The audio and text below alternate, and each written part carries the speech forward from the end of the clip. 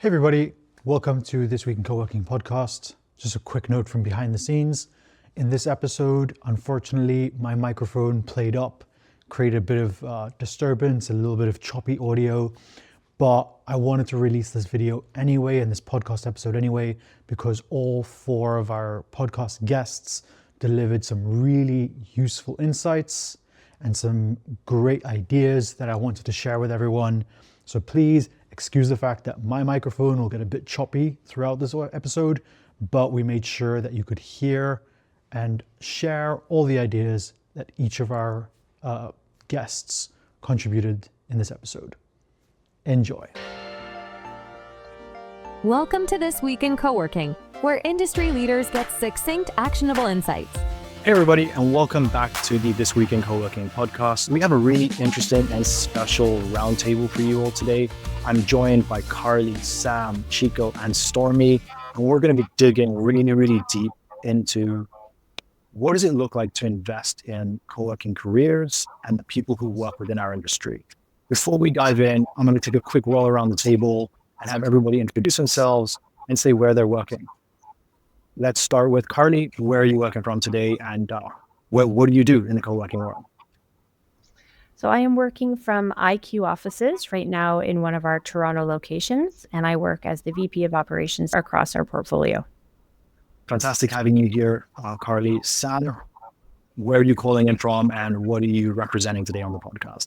Hi, Hector. I'm calling in today from Atlanta, Georgia, and I work for Liquid Space. I help oversee our strategic supply partnership. Also, we'll move over to Chiko. Chiko, where are you calling in from, and what do you do in the co-working world? Hello, everyone. I am calling in from our Laurel location, one of our many locations, and I am the founder and CEO of Perfect Office. Fantastic. Stormy, what do you do in co-working? Hey y'all, I'm Stormy McBride and I'm Director of Operations from GC. I'm calling in from a co-working space in Austin, Texas. Awesome. I am calling in from Jersey City. Let's jump into today's call. What does the co-working career look like? For a long time, we kind of saw that folks came into co-working jobs from other hospitality industries, either into the tech part of the co-working world or into running spaces. Why do you all think that folks are making that shift from anything to a co-working role? I'll jump in. So I actually joined coworking right out of college. This was back in 2017. And back then, coworking was definitely not as well heard of, but I definitely see our industry visibility rising. And the coworking industry is so attractive for so many reasons. One thing that I saw was coming in from a hospitality degree. A lot of my peers in college went off to work in restaurants or in hotels, and they didn't see that same work-life balance. And, that kind of perk that I was able to have, because I got the best of both worlds. I was able to engage with the fun and excitement of interacting with people on a daily basis and providing those hospitable experiences. But I was able to sign off at the end of the day at 5 o'clock and only work Monday through Friday. So I do think that's a really attractive reason why a lot of people are flocking over here. So yeah, I was just going to say, I jumped into co-working by chance, to be honest. About 4 years ago, I was working in live events for about a decade in operations, which I really love because it's sort of all other duties as required beyond the job description. And so really didn't know anything about co-working. Over the past 4 years, have been able to build a really incredible team of people that I find are coming to co-working because first and foremost, they've enjoyed their experience in hospitality. So they like the idea of extending that opportunity to provide services or experiences to customers beyond a restaurant or retail and in a more formal workspace atmosphere, especially when you're talking about a lot of the more entry-level or mid-management positions in co-working that are really the heartbeat of running the centers. They're the ones that love when they get to remember that a member's grandchild had a birthday and how is that? It extends beyond just the day-to-day troubleshooting their issues on site, but really just creating that experience that also helps the members, particularly the decision makers of the member companies, create a space where their employees then want to come to work. So I find people may also just stumble into co-working, but they stay because they really love the opportunity that is created here in this space where you're helping people have the best day at work? Yes, I definitely agree with what Sam and Carly have said thus far. For me, it's just awareness. Because to be honest with you all, I didn't even know co-working existed until I had over 5 locations. I didn't even know what the word was. So I think just the awareness is increasing. So now people know about it, and it's such a great, friendly group of people in the industry. I think that just kind of helps. So I think that's why people are gravitating towards careers in the co-working industry. I think so too. I stumbled into co-working kind of like Carly. My degree is in politics, but I was working in events, and there's a lot of crossover between the hospitality and the event space. Attractive to event and creative professionals now because they see it as a stable community and a stable job and a pool of people to pull from versus the networking groups and things that they used to do previously. This gives them a place to go and a group of people that they can work with. I love that. So we're definitely looking kind of that work-life balance, the benefits of kind of having multiple touch points with a customer. It's not kind of just a transactional relationship. It's this idea of community and a wider network. You said it's a little bit more of a better pace than events love. Having done that for a while in college and university, I totally understand why folks would move to co-working from that part of the stressful pile. It's different and better in a few ways, but there's a lot more we could do to make it better. What could we as an industry be doing to make co-working jobs better so that we don't lose amazing people to other industries that have even better work-life balance or salaries? I'll let you guys spin through the room again. So I'll take this one first, simply because I just stepped out of a conversation before we got on this with the co-working space owner that I'm at, spaces that I'm at. We were talking about how it is significantly cheaper and more beneficial for them to incentivize their staff, to build their staff, to engage their staff, to do all these things to help A, train them, but B, keep them happy, grow them. How do you get them in this position to where they're not burnt out in 2 years and they feel like they've got nowhere to go or they're not undervalued, right? It is cheaper for you to pour into that person who has potential to be your rock star. They could be your VP, right? One of these days versus, let them do the job, let them burn out. Now you have to find somebody to replace them. You've got to train them. And then you're in this perpetual cycle. I think co-working, it's a hospitality job, and most hospitality positions are very burnout heavy just because you're front of house, you're talking to so many people, wear all the hats, you do all the things, you problem solve. Co-working is experiencing that. We are now in the place where co-working has been around for over a decade, right? So the people that started are exiting, or they're transitioning and they're growing in their pieces. Most owners that have more than one space don't run their own operations. They've got somebody that's doing that. So the benefit for co-working that I see is you've got to pour into your people that are running your baby. Maybe you want them to have a better experience than you did, but you want your business to thrive. You want your people to thrive. You want to have a great community in your own space, but also in your team. And I think co-working honestly has the opportunity to do that. Absolutely. Yeah, I agree with everything you said, Stormy. I think our industry is finally reaching a maturity point where we've been around for over 10 years. A lot of the folks that started in co-working were trying to figure it out along the way. And so I only see room for growth and improvement. I have an interesting perspective. Working for an aggregator, I get a really clear picture of the landscape. And so I'm able to see all of the industry growth that has happened over the last few years. There are chains that are expanding. Previously, regional players are moving into new markets. So there's more growth opportunities for the employees that have been with them from the very start, and also to attract new talent. So figuring out a way to carve those paths out for the folks that started maybe years ago or find that top talent elsewhere, I think is something that as an industry we need to figure out. How do we get that community manager to an executive level? How do we prepare them to become an owner with current owners potentially considering retirement? Or how do we encourage more folks to lean in on co-working and really improve the tech, the vendor operations, and really just overall advance the industry at large? Not having any context about if there was a standard on how co-working operators structured their company, and coming in with a very different set of experiences. One of the things that I have found challenging to articulate to employees is, yes, we're a relatively small company, so you kind of have a math to how many people you need to run a center, how many central services you need, and what we call our headquarters, so your centralized shared services like your marketing, your accounting, construction, and where the opportunities exist for those employees to continue to stay engaged. So I think what we've done is introduce twice a year growth and development plans, conversations that we have with every employee. It may be a bit more frequent or more targeted with our more senior folks or really high performers, because then you're creating the space for them to feel like they are invested in exactly what you said, pour into your staff, especially the ones that are engaged and they want to do more, they want to learn, they're excited. And then you're helping them see that you, as the employer, are helping them build that path.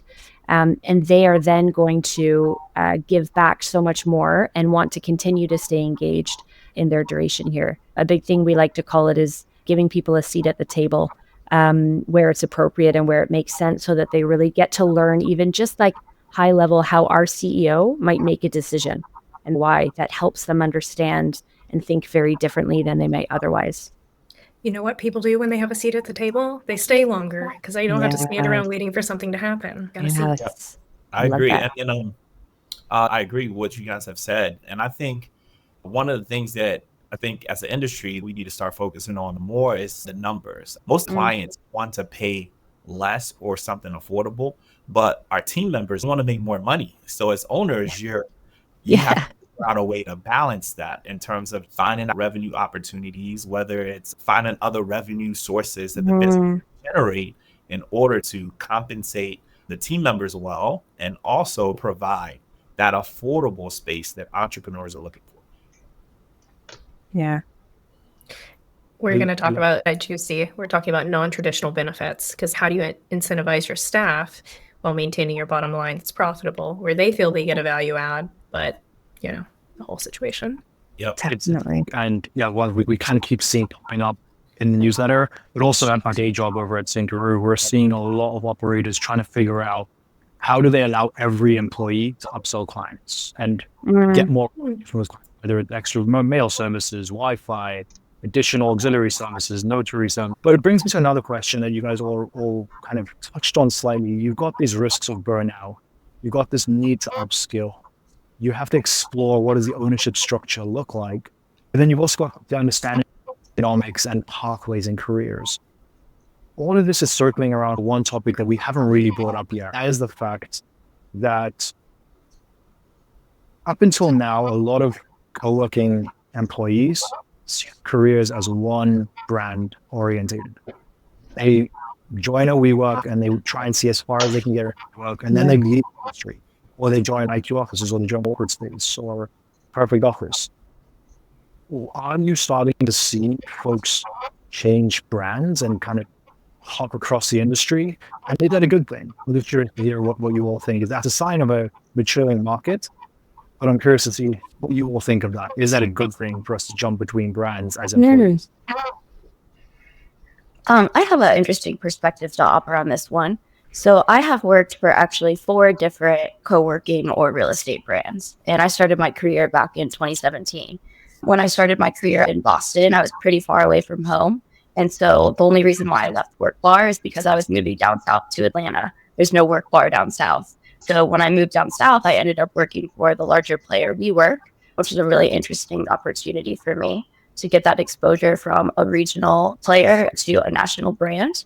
I did leave co-working briefly to move on to JLL, which I did work on their hybrid work policies there with a larger client. And that was all before I moved over to Liquid Space. And I think that there's really value in getting perspectives from different brands across the industry because there's so much nuance. There's indie operators, larger chains, vendor partners, all contribute to the larger industry. As a young professional, it's important to expose yourself to as many experiences as possible. If you're able to make it work at one organization and get that exposure to multiple opportunities and growth for advancement, then I would love that. That's so convenient. I do think as more regional players grow, it's going to become likely that top talent is going to continue to want to work for top talent. Wherever they can find opportunities for growth, whether that's internally or elsewhere, I really support that growth for them. Yes, I agree. The opportunity to cross-pollinate and be able to learn the industry, gather more information and knowledge, and then go out and apply that knowledge to help an operator grow.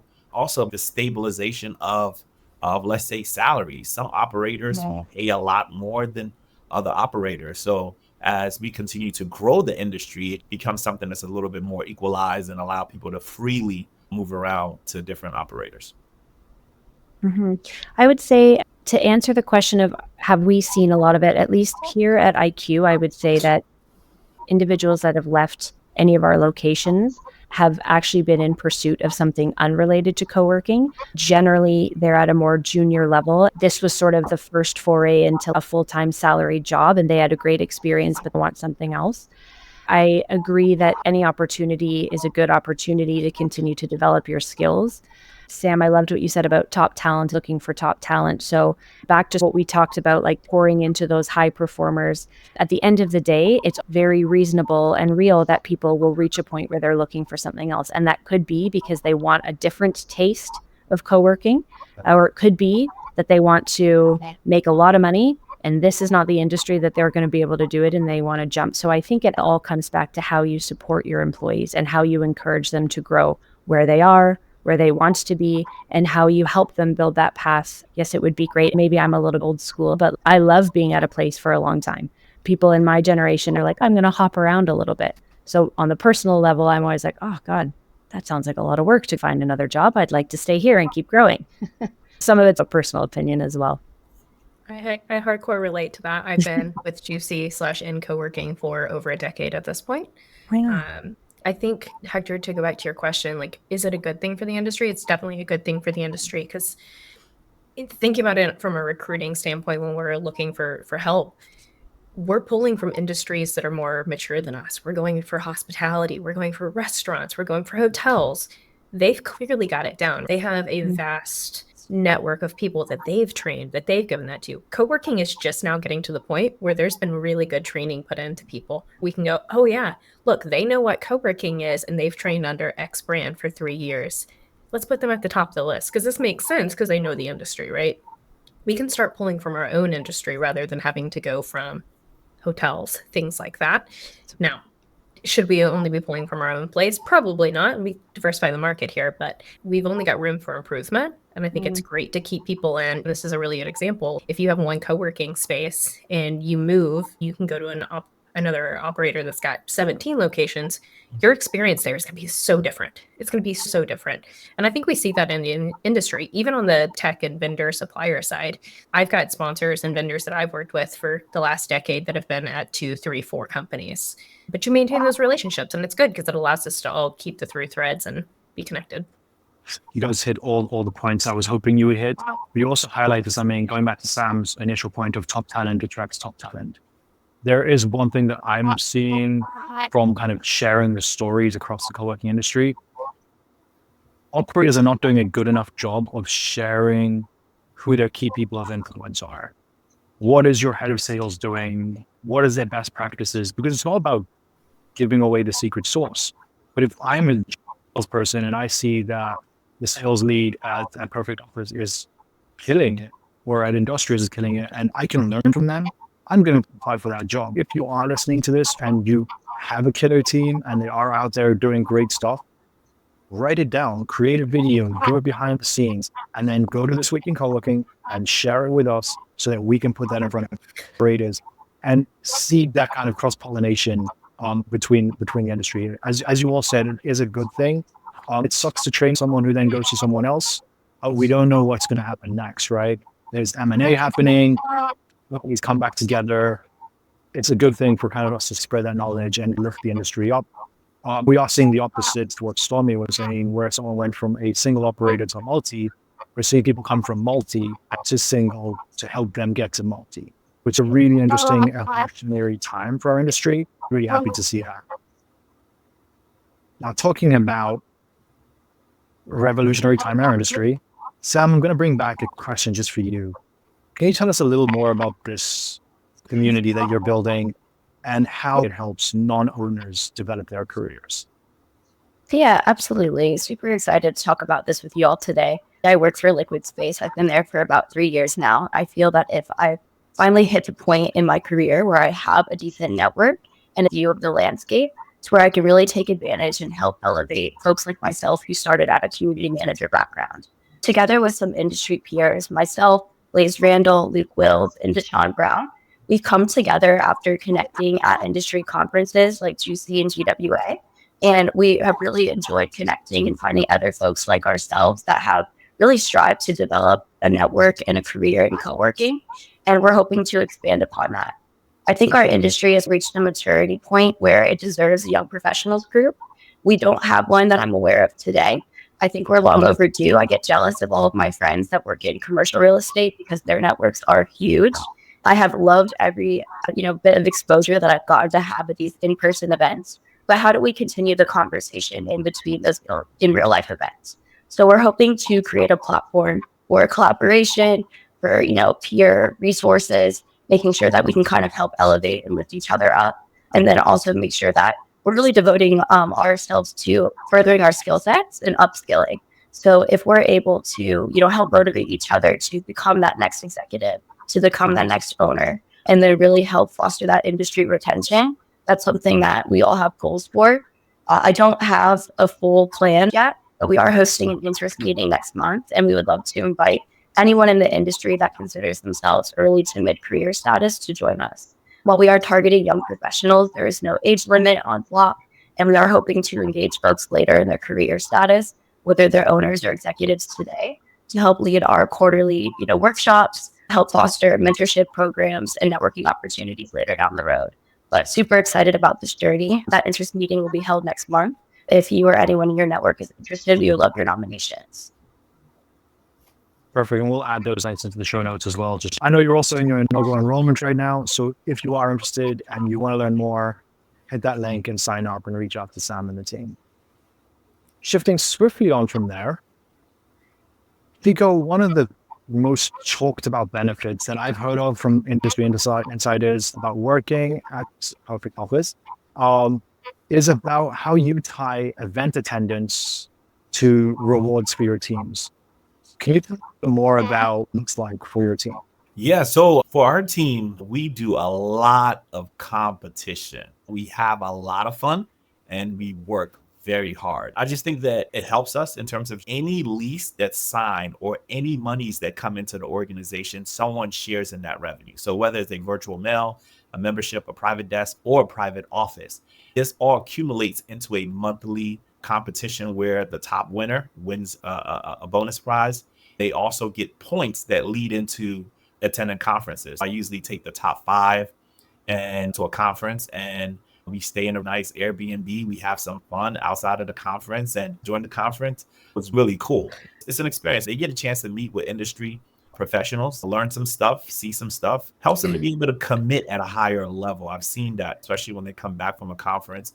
They understand that it's not just in this bubble of Perfect Office, but it's a lot bigger than what we're doing here day to day. And it helps them to be able to commit much more than I can possibly even get them to commit. So that helps for sure. I love that. Could you share a little bit more about, since you started this, what are the benefits to the company? So I come from a sales background. I used to work at a staffing agency, and my first company is a staffing agency as well. Even at Perfect Office, we don't have a sales person. We just have incentives set up where everyone, when they take on activities of sales and produce a result, they get compensated. We've been doing this since beginning. That's how we were able to scale to 22 locations in less than in 10 years. We've been in business for 10 years. And most of our locations are 15,000 square feet, 60 private offices. So we've got 22 locations, over 500,000 square feet, and over 60 employees. And yeah, so now the individuals that went to GWA conference, they love it. They loved it so much. They performed. And I believe 4 out of those 5 that went will be going to the GC conference. We've got our Airbnb, our stay, and everything already, and the tickets already booked. So it's gonna be fun. Love that. I'm going to bring it back to you, Juicy, back to you, Stormy, because Juicy was mentioned a few times. We're going to bring it back to you. You obviously have your fingers on this pulse, right? It's something that we've talked about offline. What are you as an organization and a conference series doing to support more operating teams' careers? Yeah. So not to break the fourth wall here, but the way we think about content has a lot to do with who's in the room and who's not in the room. Liz and I go through every year and we look at who was our past attendees, what's our title breakdown, what brands and what people were missing from the room, and how do we get them back in. This year's a little bit different. We used to do a fundamentals of flex course or our Camp Juicy.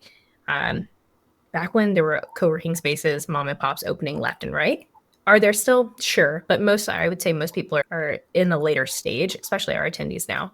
So we've actually split our content into two, strategic and tactical. Strategic is really for those owners, operators, the Chicos of the world that are scaling to 22 locations. They're thinking about future-proofing their business or exiting. They're looking at what their tech stack should look like. Honestly, not all that tactical because they're not in the day-to-day weeds doing the sales, doing the operations. They're not the ones implementing things on a day-to-day basis. And that's not saying that they're not important. So we do have a room for the tactical stuff. This is meant for the community managers, the hospitality teams, the front of staff, the operations. So what we've done is we've really made sure that there's a place for them at GC. And we've also got a scholarship program. We're trying to make it more accessible. We're trying to get, the word out about operators that are doing cool things to help their teams get there. Because honestly, I think part of the problem that we have in our industry right now is funding. People that go to conferences are typically the executive suite. It's the owners and the operators. But the ones making the day-to-day changes and the biggest impact on the business are the ones doing the selling. They're doing the hospitality. How do we bridge that gap of spending a couple $100 on a ticket for your exec team? How do we get you to spend that same amount on your front of staff team? How do we get you to bring them there? So that's one of the things we're trying to showcase to our owners. This is a great thing, A, for training, B, for networking. How do you give them a community that's a community of their own outside of your four walls? That's one of the things that we're really working on this year. I don't know if they're out right now or if they'll be out in the next 24 hours, but we've got some templates for our younger professionals, for our hospitality teams. This is how you request funding for conferences. This is how you request personal development stuff. Because if you don't know how to ask and you're unsure and you don't feel like you have the support, you're not going to advocate for yourself. So we're on the back end to try to help advocate for them, kind of like what Thought is doing as well. We are definitely going to drop those links to those templates into the show notes as well. Whether they drop now or in 24 hours, they will be there with the podcast as well. I'm going to round us up with Carly. What's 3 things that you would recommend to any co-working team member in order to drive their careers forward? Yeah, great question. So the first I would say, and what I always encourage any team member to do, is always put your hand up. The employees that we have brought along with us to Juicy conferences or the GWA, who are not Kane or Alex, who are our C-suites, or myself as the VP, are the ones that have put their hand up to say, I want to learn more. I'd love to try that. Can you help me? Can I get this opportunity? The ones that are really championing their own success, their own growth, and really championing the fact that they're a culture carrier of our company. I think, at least here at IQ and for everyone on this call, understanding the importance of building an incredible culture for your employees that then leads into the members is critical. The first that I always say is put your hand up, because I think that's just the best way to be open and to learn what you like and don't like. The second thing that I always encourage our team members to do is make friends, build relationships. We call it kind of make friends, we have a sales department and other departments. That was an intentional shift we made a while back. In the sales world, the way we talk about it is make friends, especially with brokers here in Canada. That applies to everyone. Because that's the best way to build your network. It's the best way for you to build the skills and the confidence to introduce yourself, make a conversation with someone you don't know, which then translates into when they want to go to a conference, which I'll be honest, my first Juicy conference, I was walking around with Kane going, okay, he knows everyone. I don't know people. Oh my God, what do I do? It's a hard thing to do. So I say make friends. And then the third thing we talk a lot about here, regardless of the department, and that I take with me actually, in my career overall, is, no suggestion or suggested solution is a bad one. We're not doing brain surgery. We have the opportunity to have this kind of job that hinges on creating amazing experiences, whether it's the employer to the employee, the staff to the member. And so if there's a problem, you are empowered to come up with a solution. Let's talk about what you need to get there. Let's talk about how you can come up with something to make sure that you don't have to face that issue again, or that we also get to focus on the good parts of the operation, which changes depending on what department you're in and what team you're on. Those are big things for us here, and just really we're a small but mighty team. I like to say we're very gritty, which I think is really cool based on the size that we're at. Talk to me when we get to 20 locations, it might feel a little bit bigger and a little bit different. But yeah, those are some of the things I would say.